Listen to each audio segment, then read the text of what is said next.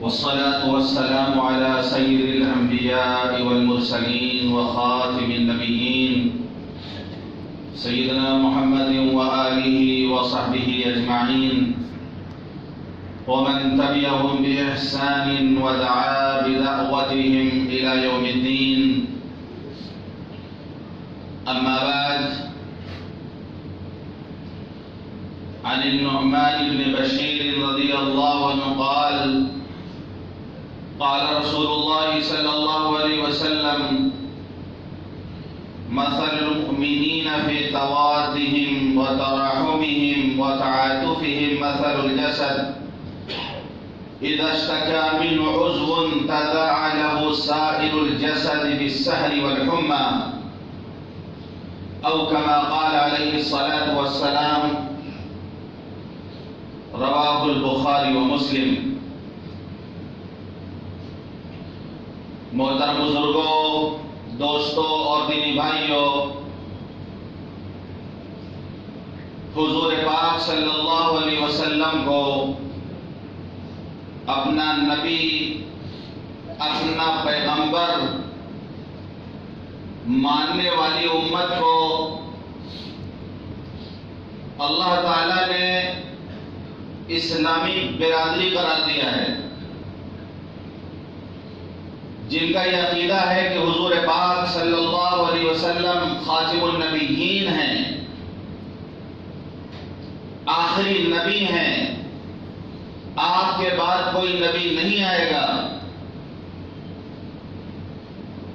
اور آپ کے بعد جس نے بھی نبوت کا دعویٰ کیا وہ دجال ہے، وہ کذاب ہے، وہ مکار ہے، کیونکہ اللہ تعالیٰ نے حضور پاک صلی اللہ علیہ وسلم کو خاتم النبیین بنا کر بھیجا.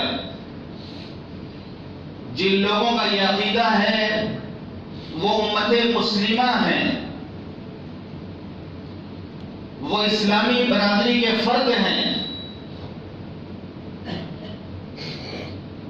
انہیں ایک جسم قرار دیا گیا ہے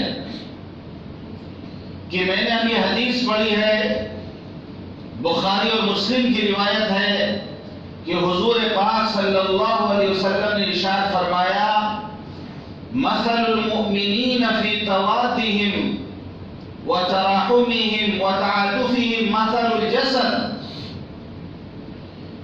کہ مسلمانوں کی آپس میں محبت کرنے، رحم کھانے، شفقت اور مہربانی کی مثال ایک جسم کی طرح ہے. اذا اشتكى منه عضو، جب جسم کا کوئی عضو بیمار پڑتا ہے، تداعى له سائر الجسد بالسهر والحمى، تو اس کے دکھ درد میں جسم کے سارے اعضاء شریک ہوتے ہیں، بخار میں مبتلا ہوتے ہیں، سارے اعضاء اس کی تکلیف محسوس کرتے ہیں. یہ ایمان والوں کی مثال دی گئی ہے آپس میں محبت کرنے کی، کہ ایمان والوں کی آپس میں محبت ایسی ہو کہ جیسے ایک جسم ہے. اگر کسی فرد کو کوئی تکلیف پہنچتی ہے، کوئی نقصان پہنچتا ہے، تو اس کی تکلیف کا اثر اس امت کے ایک ایک فرد کو ہونا چاہیے. اگر خدا خواستہ ایسا نہیں ہے، ہم یہ سوچتے ہیں کہ وہاں کے لوگ مصیبت میں مبتلا ہیں، ہم تو اپنے گھروں میں بہت آرام سے ہیں. کشمیر کے لوگ اگر مسائل میں گھرے ہوئے ہیں تو کیا ہوا؟ ہم تو اپنے یہاں بہت اطمینان سے زندگی گزار رہے ہیں. اگر فلاں ملک کے لوگ مصیبت میں مبتلا ہیں تو کیا ہوا؟ ہم تو ٹھاٹ کے ساتھ زندگی گزار رہے ہیں.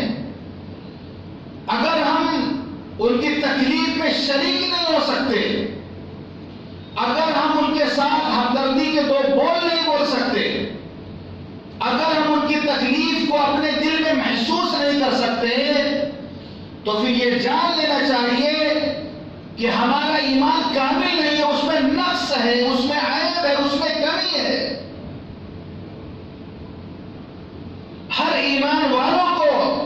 دوسروں کی بے چینی کو دیکھ کے بے چین ہونا چاہیے. جہاں درد ہو وہاں ہمدرد بن کر پہنچنا چاہیے. جہاں زخم دیکھے وہاں اس کو مرہم لگانا چاہیے. یہ نہیں کہ زخم پر ہم نمک چھڑکنے والا کام کریں، کیونکہ ایک وقت آتا ہے ایسا جب ایمان والا ایمان سے دور ہوتا ہے، ایمان کی تعلیمات سے دور ہوتا ہے، تو پھر وہ زخم پر مرہم لگانے کے بجائے اس پر نمک لگانے کی کوشش کرتا ہے. دوسروں کی تکلیف کو دیکھ کر اس کو ہنسی آتی ہے، دوسروں کو تکلیف میں مبتلا دیکھ کر اس کو مزہ آتا ہے، خاص طور پر جس سے اس کا تعلق خراب ہو، جس سے اس کا تعلق صحیح نہ ہو، اس کو اگر کوئی پریشانی پہنچتی ہے تو بڑا مزہ آتا ہے اس کو. کسی نے کہا ہے کہ آج آدمی اپنی تکلیف سے پریشان نہیں ہے، دوسروں کی خوشی کو دیکھ کے ابھی پریشان ہے. ہم اپنی پریشانی سے پریشان نہیں ہیں، ہم سامنے والے کی خوشی برداشت نہیں کر پا رہے ہیں، ہم سامنے والے کا آرام برداشت نہیں کر پا رہے ہیں. ہم دوسروں کی خوشی کو دیکھ کر تکلیف میں مبتلا ہیں. سب سے بڑی تکلیف کی بات تو یہ ہے کہ ہمارا حال بھی عجیب ہے. اگر کسی سے دوستی ہے، کسی سے محبت ہے، تو اس کا الٹا بھی ہم سیدھا کرنے کی کوشش کرتے ہیں. اس کی غلطی اگر ہوتی ہے تب بھی اس کا ہم ساتھ دیتے ہیں. وہ غلط کر رہا ہوتا ہے تب بھی ہم اس کے ہاں میں ہاں ملا کے اس کی تعریف کرتے ہیں. لیکن اگر کسی بات پر انبن ہو گئی، کچھ بات پیدا ہو گئی، تو پھر اس کے سیدھے کو بھی ہم الٹا کر کے پیش کرنے کی کوشش کرتے ہیں. اس کی اچھائیوں پر بھی ہم پردہ ڈال دیتے ہیں. اگر اس سے کوئی تکلیف مصیبت پہنچتی ہے تو ہم کو اچھا لگتا ہے، ہمیں خوشی ملتی ہے کہ چلو مصیبت میں مبتلا تو ہوا. یہ اسی کو بولتے ہیں شماتت. اس کو کہا جاتا ہے شماتت، یعنی دوسرے کی مصیبت کو دیکھ کے خوش ہونا، اس پر ہنسنا. اور اس سے اللہ کے رسول صلی اللہ علیہ وسلم نے پناہ مانگی ہے. یہ دعا ہے بخاری اور مسلم میں، اللہم انی اعوذ بک من جہد البلاء ودرک الشقاء وسوء القضاء وشماتۃ الاعداء. اے اللہ میں تجھ سے پناہ مانگتا ہوں من جہد البلاء، بلا اور مصیبت کی سختی سے، ودرک الشقاء، شقاوت اور بدبختی کے لاحق ہونے سے، وسوء القضاء، بری تقدیر سے، وشماتۃ الاعداء، دشمن کے ہنسنے اور اس کے طعنہ زنی سے. پناہ مانگی حضور پاک صلی اللہ علیہ وسلم نے. تو یہ شماتۃ اعداء جو ہے، یعنی دشمنوں کا ہنسنا، یہ انسان کو بہت تکلیف دیتا ہے. اگر آدمی کو کوئی مصیبت پہنچتی ہے، اس کو پتا چلے کہ ہماری اس مصیبت پر فلاں خوش ہے، وہ مٹھائی تقسیم کر رہا، وہ اندر سے بڑا خوش ہے، تو بہت تکلیف پہنچتی ہے آدمی کو. اس سے منع کیا گیا. حضور پاک صلی اللہ علیہ وسلم نے منع کیا ہے. ترمذی شریف کی روایت ہے کہ آپ نے فرمایا لا تظہر الشماتۃ لاخیک فیرحمہ اللہ ویبتلیک. اپنے بھائی کی مصیبت پر خوش مت ہو، اپنے بھائی کی مصیبت پر خوشی کا اظہار مت کرو. اللہ اس کو اس مصیبت سے نجات دے دے گا اور تم کو اس مصیبت میں مبتلا کر دے گا. یہ سزا ہے کہ اگر ہم دوسروں کی مصیبت پر خوش ہوں گے، اللہ اس کی مصیبت دور کر کے اس مصیبت پہ ہمیں مبتلا کر دے گا. بلکہ اگر ہم کسی کو مبتلا مصیبت دیکھیں تو ہمیں یہ دعا سکھائی گئی ہے، الحمدللہ الذی عافانی مما ابتلاک به وفضلنی علی کثیر ممن خلق تفضیلا. کہ اللہ تعالیٰ کا شکر ہے کہ اس نے مجھے محفوظ رکھا اس مصیبت اور اس پریشانی سے جس میں اس کو مبتلا کیا ہے، اور اللہ تعالیٰ نے بہت سے لوگوں پر مجھے فضیلت بخشی ہے۔ یہ دعا پڑھنے کا حکم ہے۔ یہ بہت خراب بات ہے۔ تو ایسی تمام باتوں سے بچنا ہے جس سے ایمان والوں کا تعلق آپس میں خراب ہو، جس سے آپس کے تعلقات ٹوٹے، آپس میں دوریاں پیدا ہوں۔ ایسی چیزوں سے روکا گیا ہے، ایسی چیزوں سے منع کیا گیا ہے۔ آپ نے فرمایا، مسلم شریف کی روایت ہے، طویل حدیث ہے، حدیث کے راوی حضرت ابو ہریرہ رضی اللہ عنہ وہ روایت کرتے ہیں کہ رسول اللہ صلی اللہ علیہ وسلم نے ارشاد فرمایا، ایاکم والظن فإن الظن أكذب الحديث ولا تحسسوا ولا تجسسوا ولا تنافسوا ولا تحاسدوا ولا تباغضوا ولا تدابروا وكونوا عباد الله إخوانا المسلم أخو المسلم لا يظلمه ولا يخذله ولا يحقره التقوى ها هنا ويشير إلى ثدر 3 مرات بحسب من الشر أن يحقر أخاه المسلم كل المسلم على المسلم حرام دمه وماله وعرضه رواه مسلم۔ کہ آپ نے فرمایا بدگمانی سے بچو، جہاں تک ہو سکے اچھا گمان قائم کرو اپنے بھائی کی طرف سے، کوئی نہ کوئی اچھی تعبیر نکال لو، کیونکہ اگر تم اچھا گمان نہیں لاؤ گے تو شیطان بدگمانی پیدا کر دے گا۔ ہمارا حال آج یہ ہے کہ ہم سب بدگمانی میں مبتلا ہیں، کیونکہ اچھا گمان لانے کی ہم کوشش نہیں کرتے، اس کا نتیجہ یہ ہوتا ہے کہ شیطان بدگمانی پیدا کرا دیتا ہے، اور بدگمانی کا نقصان بہت ہوتا ہے۔ آپ نے بدگمانی کرنے سے منع کیا، ایاکم والظن فإن الظن أكذب الحدیث۔ آپ نے فرمایا بدگمانی یہ بہت بڑا جھوٹ ہے۔ آپ نے فرمایا اکذب الحدیث، سب سے بڑا جھوٹ ہے یہ، کیونکہ زبان سے اگر کوئی جھوٹ بولے تو ایمان والے اس کو جھوٹ سمجھتے ہیں، لیکن کسی کے بارے میں کوئی گمان کر لیا اندر کون دیکھا جاتا ہے؟ اندر ہم نے کسی کے بارے میں کوئی خیال کر لیا، کچھ سوچ لیا، بدگمانی کر لی، کوئی دیکھنے میں نہیں آتا، اور اس کو کوئی جھوٹ بھی نہیں سمجھتا۔ آپ نے فرمایا بدگمانی یہ بدترین جھوٹ ہے، سب سے بڑا جھوٹ ہے۔ اس سے ایمان والوں کو منع کیا گیا کہ بدگمانی مت کرو۔ ایک طویل حدیث ہے مسلم شریف کی، غالباً ایک صحابی حضرت عتبان بن مالک رضی اللہ عنہ، یہ بدری صحابی ہیں، انصاری صحابی ہیں، مدینہ منورہ کے رہنے والے تھے۔ یہ حضور پاک صلی اللہ علیہ وسلم کی خدمت میں آئے اور عرض کی کہ اللہ کے رسول، میں اپنی قوم کو نماز پڑھانے جاتا ہوں، میں ان کا امام ہوں، اب میری بینائی کمزور ہو گئی، مجھے کم نظر آتا ہے، جب بارش ہوتی ہے تو راستے میں نہر جاری ہو جاتی ہے، نالا بہنے لگتا ہے، جس کی وجہ سے ہم وہاں مسجد نہیں جا پاتے ہیں،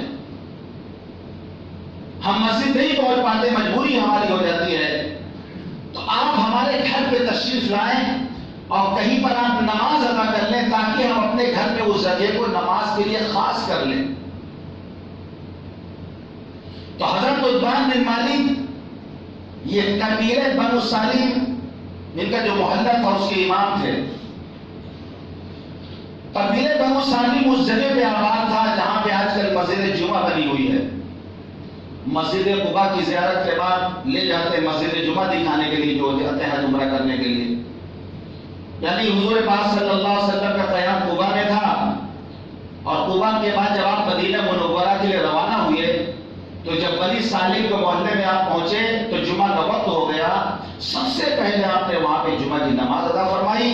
وہاں پر ایک بڑی شاندار مسجد بنا دی گئی جس کا نام ہے مسجد جمعہ، اس میں تالا لگا ہوتا ہے، شاید جمعہ کی دن کھلتی ہو، 5 وقت کی نماز غالباً اس میں نہیں ہوتی، اس لیے اس کے اندر ہم لوگ نہیں جا سکے. وہاں پر بنو سالم کا محلہ آباد تھا. بعض لوگوں نے کہا کہ حضرت عتبان بن مالک رضی اللہ عنہ اسی مسجد میں امامت کرتے تھے جو آج مسجد جمعہ ہے. بعض نے کہا نہیں، کوئی اور مسجد وہاں پہ تھی، کوئی اور مسجد وہاں پہ تھی، اس کی آپ امامت فرماتے تھے. اس مسجد کے شمال کی جانب تقریباً 60 میٹر کے فاصلے پر حضرت عتبان بن مالک رضی اللہ عنہ کا گھر تھا. بیچ میں جو راستہ تھا، جب بارش ہوتی تھی تو وادی بن جاتا تھا، پانی بہنے لگتا تھا. اب تو ماشاءاللہ اس پر بہت خوبصورت سڑک بنا دی گئی، ہائی وے بنا دیا گیا اس کو. وہ جب اس زمانے میں وہ نہر بن، ابھی بہترین سڑک بنا دی گئی ہے. اور حضرت عتبان بن مالک رضی اللہ عنہ کا جو مکان تھا، حضور پاک صلی اللہ علیہ وسلم ان کی درخواست پر صبح صبح حضرت صدیق اکبر رضی اللہ عنہ کے ساتھ ان کے گھر تشریف لے گئے. اور آپ بیٹھے بھی نہیں، آپ نے فرمایا بتاؤ کہاں پر جو ہے ہم نماز پڑھیں. پھر آپ نے ایک جگہ پر 2 رکعت نماز ادا کی. 2 رکعت نماز ادا کی، وہ جگہ ان کی مسجد کے لیے نماز کے لیے ہو گئی. بعد میں اس جگہ مسجد تعمیر کی گئی جس کا نام تھا مسجد عتبان بن مالک. لیکن ابھی وہ مسجد نہیں ہے. پہلے وہ مسجد چھوٹی سی مسجد نہیں ہوگی، لیکن ابھی وہ مسجد کا وجود باقی نہیں ہے. وہاں پر ایک مدرسہ قائم کر دیا گیا. یہ مسجد جمعہ سے سڑک اس پار تقریباً 60 میٹر کے فاصلے پر وہ جگہ ہے، وہاں پر مدرسہ قائم کر دیا گیا ہے. اب وہ مسجد نہیں ہے. بہرحال حضور پاک صلی اللہ علیہ وسلم نے نماز ادا فرمائی. واپس آنے لگے تو حضرت عتبان رضی اللہ عنہ نے کھانے کا اہتمام کر رکھا تھا. یہ مہمان نوازی، کھانے کے لیے روک لیا کہ اللہ کے رسول آپ تشریف لائے تو کھانا نہ کھا کے جائیے گا. تو ہمارے یہاں بھی کوئی اگر بڑا ہے، کوئی مہمان آئے تو ہم یہ کوشش کریں کہ ان کو کھانا کھلا کے ہم رخصت کریں. ان کو کہیں کہ آپ تھوڑا ٹھہر جائیے، ہم آپ کے لیے کھانا بنوا دیتے ہیں، کھانا کھا کے آپ جائیں. امام صاحب لوگ آپ کے یہاں لگ جائیں، مولانا صاحب لوگ جائیں تو کھانا وانا کھلا کے ان کو رخصت کریں. یہ تعلیم ملتی ہے. اور بیچ میں ایک بات اور ذکر دوں، وہ امام تھے حضرت عتبان بن مالک رضی اللہ عنہ. ایک بات بیچ میں یاد آ گئی کہ زندگی بھر ہمیں یہ حکم دیا گیا ہے کہ روزانہ 5 وقت ہم امام کے پیچھے کھڑے ہوتے ہیں. ایک عالم کے پیچھے، ایک حافظ کے پیچھے، ایک امام کے پیچھے روزانہ 5 مرتبہ ہمیں کھڑے ہونے کا حکم دیا گیا ہے پوری زندگی. ایک مرتبہ صرف آدمی امام سے آگے ہوتا ہے جب مر چکا ہوتا ہے. تو جب آدمی مر جاتا ہے تو اس کا جنازہ آگے ہوتا ہے، امام سے آگے پھر اس کا جنازہ ہوتا ہے. اس سے کیا سمجھیں آپ؟ یعنی جب تک ہم کسی امام کے پیچھے، کسی عالم کے پیچھے چلیں گے، ان کی رہبری میں رہیں گے، تب تک ہم زندہ ہیں. ہم ان سے آگے جس دن بڑھیں گے ہم مر چکے ہیں، کیونکہ جنازہ ہی امام کے سامنے ہوتا ہے، ورنہ پوری زندگی امام آگے ہوتا ہے، مقتدی پیچھے ہوتے ہیں. بہت سے لوگ امام سے آگے بڑھنے کی کوشش کرتے ہیں، امام سے آگے بڑھنے کو، ارے امام سے پہلے تو رکوع سجدہ کر لو گے، نماز نہیں ہوگی صاحب. آپ امام سے پہلے رکوع کر لیجیے، سجدہ کر لیجیے، آپ کی نماز نہیں ہوگی. بہت سے لوگ یہ سوچتے ہیں کہ ہم امام کے آگے رہیں گے، امام ہمارے پیچھے رہیں. اب پتہ نہیں ان کو کس چیز کا نشہ ہے، پیسے کا نشہ، دولت کا نشہ، عہدے کا نشہ. لیکن ایک ذہنیت ہے کہ لوگ امام کو غلام سمجھنے لگے. آج مسلمانوں کی تنزلی، ان کی بدبختی اور ان کے پیچھے رہ جانے کے ایک نتیجہ یہ بھی ہے، اور اس کا ایک سبب یہ بھی ہے کہ اس قوم نے عالم کو، حافظ کو، امام کو اس نے جو درجہ دینا چاہیے تھا وہ درجہ نہیں دیا. ایک دن کھانا کھلائے گا آپ کو، اگر دعوت کھلائے گا، وہ مالدار کل سے امام کے آگے چلے گا، دانت صاف کرتے خیال کرتے امام صاحب پیچھے چلے آپ ہمارے. یہ ذہنیت بن گئی ہے. ایک ٹائم کھلا کے آگے آگے چلنا چاہے گا وہ.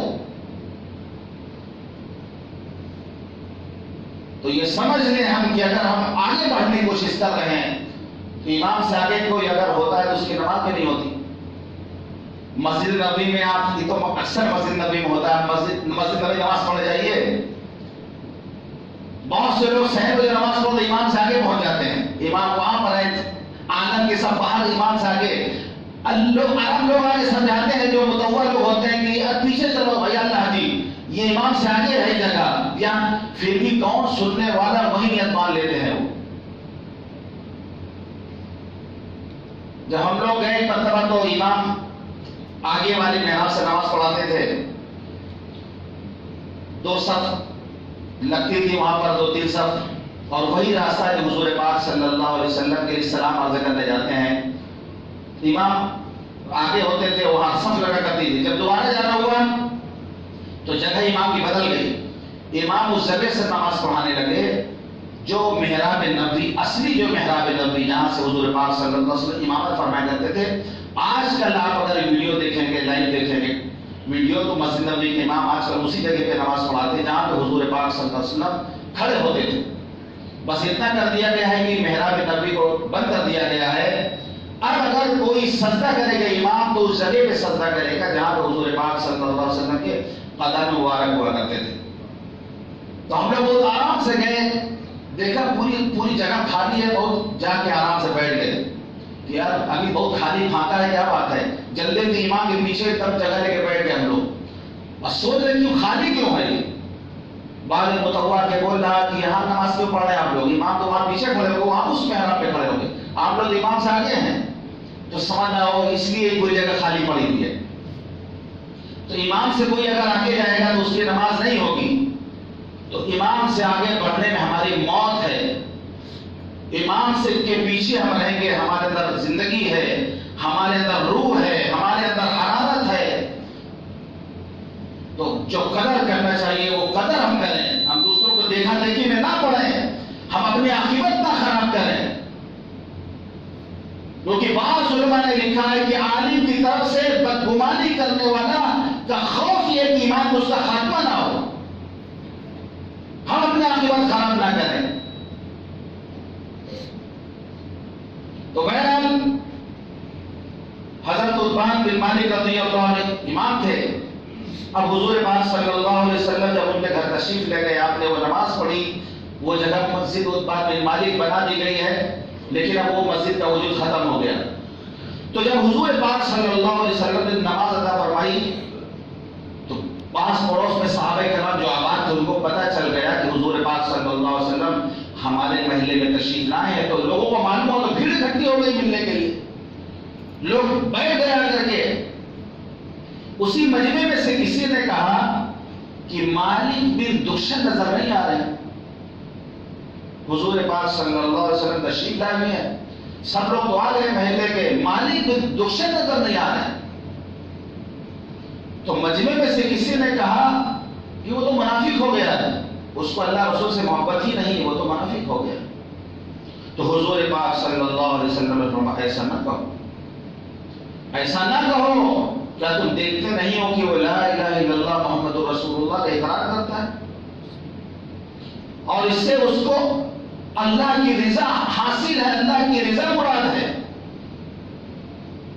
پھر آپ نے فرمایا جو کلمہ لا الہ الا اللہ پڑھتا ہے اور اس کی مراد اللہ کی رضا ہے تو جنت میں جائے گا. تو ایسا مت کرو.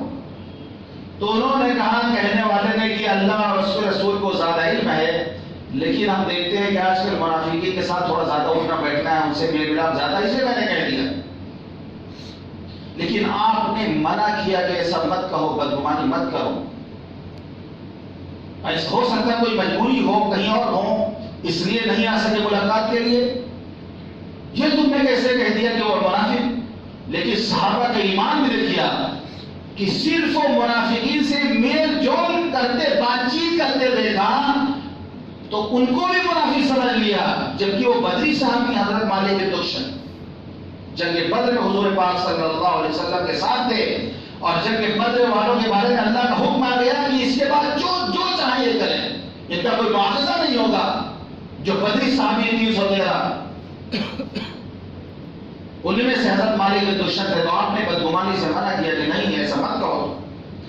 تو ہم لوگ بہت جلدی کسی کے بارے میں رائے قائم کر لیتے ہیں اور زبان سے اس کو آگاہ کر دیتے ہیں. اس سے منع کیا گیا ہے ایاکم والظن، بدگمانی مت کرو.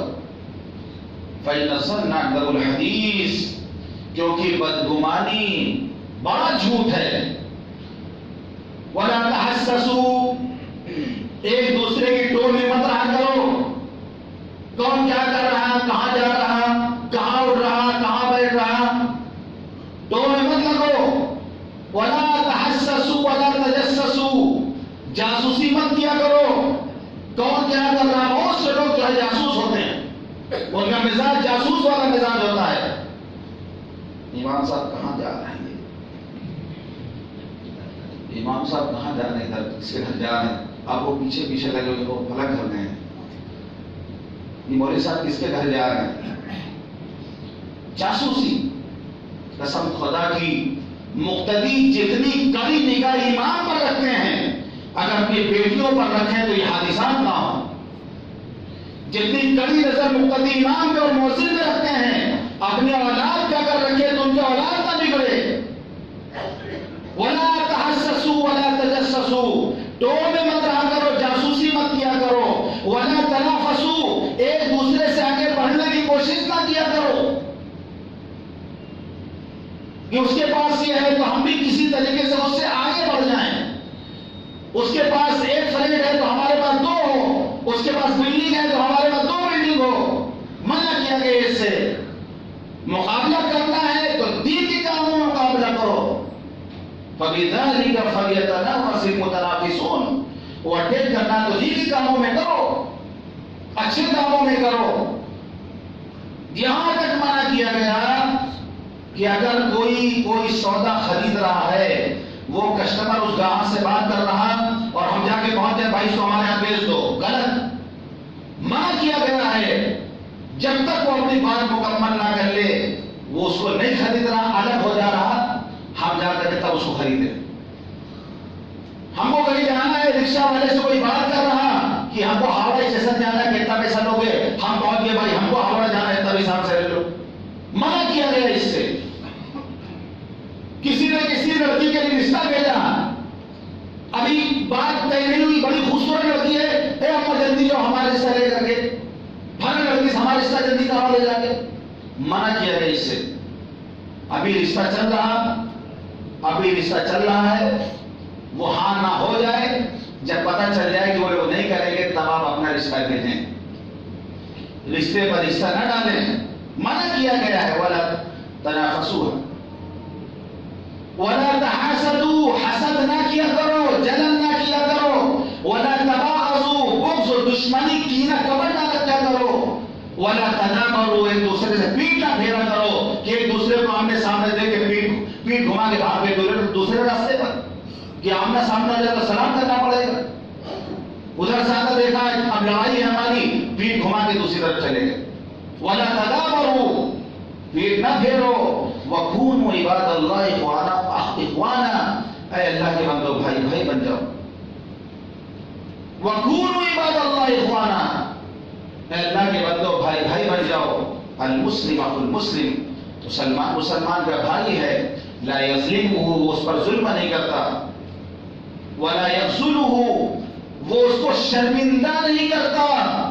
ولا یحقرہ، وہ اس کو حقیر نہیں سمجھتا کہ ہم اچھے ہیں یہ حقیر ہے. التقوی ها هنا، آپ نے 3 مرتبہ اشارہ کیا اپنے سینے کی طرف. وَيُشِيرُ إِلَى صَدْرِهِ 3 مرات، 3 مرتبہ آپ نے اشارہ کر کے فرمایا کہ التقوی ها هنا، تقوی دل کے اندر ہوتا ہے. ہم کس کو حقیر سمجھ رہے ہیں؟ ہم جس کو حقیر سمجھ رہے ہیں، ہو سکتا ہے اللہ کے یہاں ہم سے زیادہ اس کا مقام و مرتبہ ہو. تقوی تو اندر کی چیز ہے، تقوی نظر نہیں آتا. تو ہم کسی کو حقیر سمجھنے والے کون ہوتے ہیں؟ ہم کسی کو شرمندہ کرنے والے کون ہوتے ہیں؟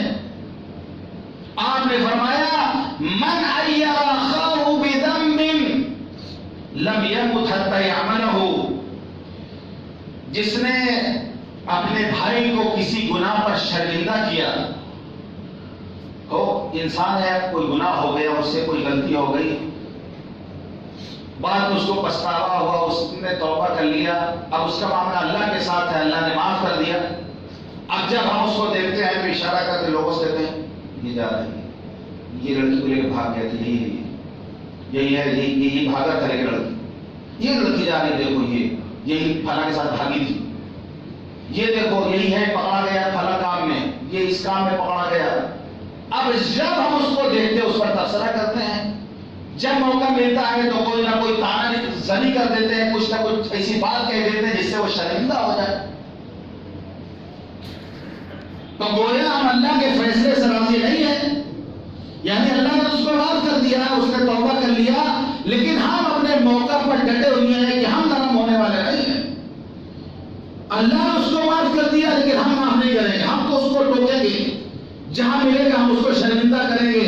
تو گویا ہم اللہ سے بغاوت کر رہے ہیں کہ اللہ نے تو اس کو معاف کر دیا لیکن ہم بندے ہو کے معاف کرنے کو تیار نہیں ہیں۔ تو سن لیجیے آپ نے کیا فرمایا، من ایّر اخاہ بذنب، جس نے اپنے بھائی کو کسی گناہ پر شرمندہ کیا، اس کو آگ دلائی، اس کی بے عزتی کی، لم یمت حتی یعملہ، اس کی موت اس وقت تک نہیں آ سکتی جب تک کہ وہ خود اس گناہ میں مبتلا نہ ہو جائے۔ کتنی زیادہ ڈرنے کی بات ہے، جب تک وہ خود اس گناہ میں مبتلا نہیں ہوگا اس کو موت نہیں آئے گی۔ فرمایا مسلمان پر ظلم نہیں کرتا، اس کو شرمندہ نہیں کرتا، اس کو حقیر نہیں سمجھتا۔ کفا بالمرء کذبا بحسب امرئ من الشر، آدمی کے برا ہونے کے لیے یہی کافی ہے، بحسب امرئ من الشر ان یحقر اخاہ المسلم، آدمی کے برا ہونے کے لیے یہی کافی ہے کہ وہ مسلمان کو حقیر سمجھے، کسی مسلمان کو حقیر سمجھے، اس کے برا ہونے کے لیے اتنی ہی بات کافی ہے۔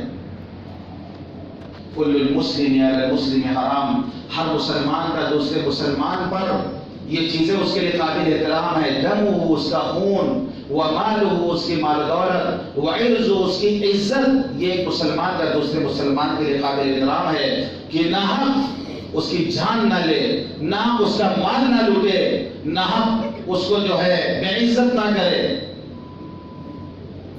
یہ مسلمان کا مسلمان پہ حق ہے۔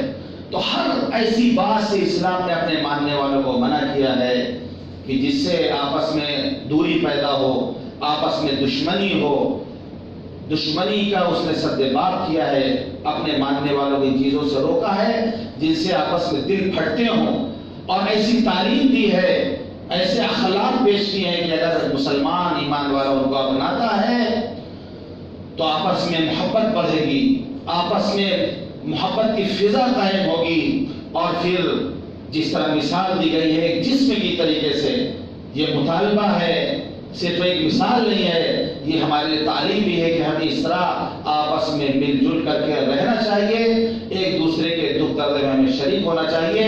اللہ تعالی ہم سب کو کہنے اور سننے زیادہ عمل کرنے کا توفیق عطا فرمائے۔ وآخر دعوانا الحمدللہ۔